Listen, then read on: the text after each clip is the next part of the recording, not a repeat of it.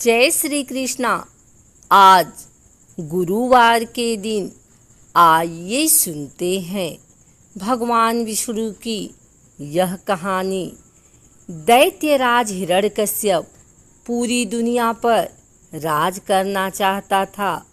वह चाहता था कि हर कोई उसी की पूजा करे। बिना कश्यप का बेटा प्रहलाद विष्णु का भक्त था। हिरण्यकश्यप को यह पसंद नहीं था, लेकिन प्रहलाद नहीं मानता था।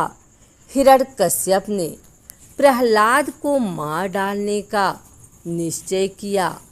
प्रहलाद ने विष्णु से प्रार्थना की और बच गया। इसके बाद हिरण्यकश्यप ने उसे पहाड़ से फेंकने का प्रयास किया, लेकिन प्रहलाद फिर से बच गया। इसके बाद आखिरकार हिरण्यकश्यप ने अपनी बहन होलिका को बुलाया।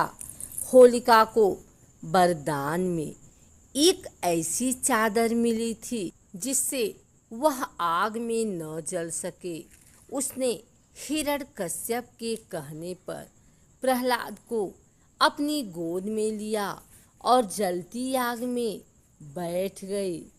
जब आग की लपटों ने घेर लिया तो प्रहलाद ने विष्णु से सहायता मांगी, तो अचानक एक हवा का झोंका आया, जिससे वह चमत्कारी चादर प्रहलाद पर आ गई और आग में होलिका को जला दिया और प्रहलाद बच गया। सब उसे सुरक्षित बचा देखकर चकित रह गए।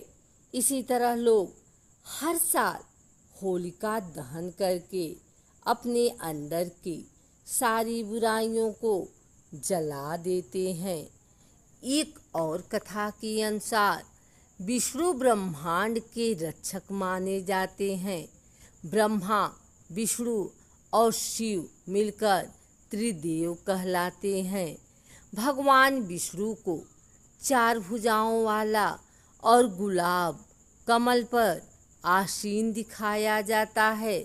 उनके एक हाथ में शंख रहता है, जो पवित्र ध्वनि ओम का प्रतीक है।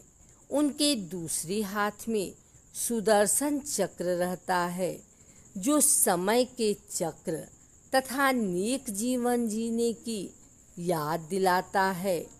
तीसरे हाथ में कमल रहता है, जो गौरवशाली अस्तित्व का सूचक है। उनके चौथे हाथ में गंदा रहती है। बहुत तेज गति से उड़ने वाला गरुड़ उनका वाहन है। उनके अधिकतर अपने निवास क्षीर सागर में कुंडली मारे शेषनाग पर आराम करते दिखाया जाता है। देवी लक्ष्मी उनकी पत्नी है। माना जाता है कि विष्णु के 10 अवतार हैं, जिनमें सबसे अधिक लोकप्रिय राम और कृष्ण हैं। विष्णु को अपना 10वां अवतार अभी लेना है। उनका 10वां अवतार तब होगा जब दुनिया में अधर्म पूरी तरह से बढ़ जाएगा। एक अन्य कथा के अनुसार एक बार भगवान विष्णु ने घोषणा की कि जब पृथ्वी पर संकट आएगा, तब वे किसी न किसी रूप में पृथ्वी पर जाकर वहाँ के लोगों को बचाएंगे। एक दिन जब ब्रह्मा सो रहे थे, तभी घोड़े के सिर वाले हयग्रीव नामक अश्विनी उसके सिरहाने से पवित्र वेद चुरा लिया। इसके बाद उसने भासकर उन्हें गहरे समुद्र में छिपा दिया। ब्रह्मा की ब्रह्मांड की रचना करने के लिए वेदों का अध्ययन करना था।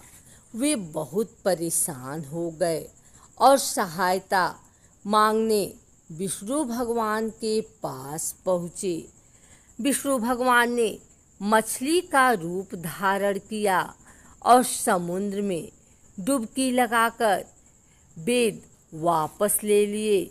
उन्होंने हयग्रीव से विष्णु लड़ाई भी लड़नी पड़ी, लेकिन उन्होंने असुर को मार दिया और ब्रह्मा के वेद वापस ले आए। ब्रह्मा ने उनके प्रति बहुत आभार जताया और वेदों को पढ़ना शुरू कर दिया।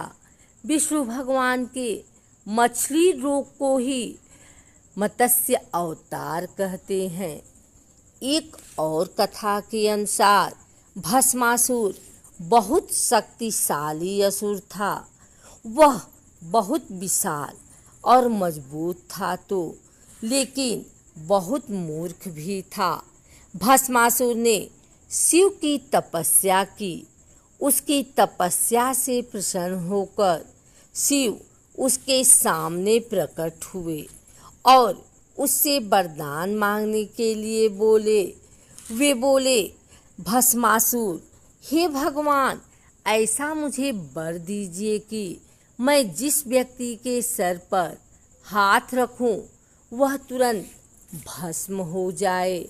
शिव ने वरदान दे दिया। भस्मासुर बहुत प्रसन्न हुआ। वरदान पाकर दुष्ट भस्मासुर ने सबसे पहले शिव पर ही उसे आजमाने का निश्चय किया। शिव उससे बचकर भागने लगे। उनकी दशा देखकर भगवान विष्णु उनकी सहायता के लिए आगे आए। उन्होंने सुंदर युवती मोहिनी के रूप धारण कर भस्मासुर उस युवती पर मोहित हो गया। वह शिव जी के बारे में भूल गया और मोहिनी के पीछे भागने लगा। मोहिनी ने विवाह करना चाहा। मोहिनी एक शर्त पर उसके साथ विवाह करने को तैयार हो गई। उसने भस्मासुर से कहा कि वह अपने सिर पर हाथ रखकर वचन दे कि वह उसके बाद किसी और से विवाह नहीं करेगा। भस्मासुर मान गया।